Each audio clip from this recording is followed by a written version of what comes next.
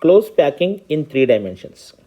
Square close packing in 3 dimensions will be like this. You can see this is first layer, then this is second layer, third layer we are adding like this. Okay now, so you can see here exactly one behind another is there. It's the center point of this, all these center points are taken, and when they are added you are getting there one perfect cube.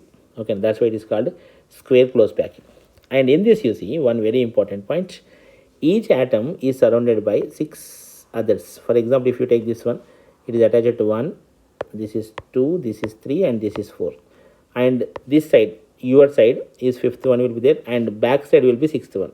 So coordinate number for each atom will be 6.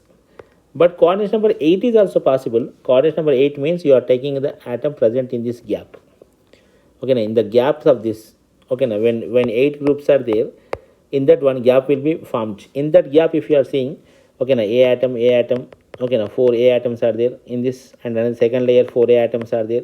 Between that, if any kind of chance is there in that gap, if B atom is there, for that B atom, it will be like, now you see this is 1, 2, 3, 4, 5, 6, 7, 8. If we are having some B atom here, this is surrounded by all these A atoms.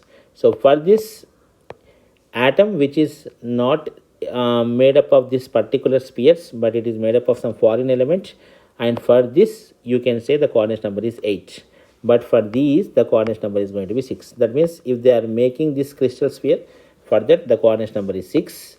If any atom is present in between those, then for that coordinate number is going to be 8. Don't confuse.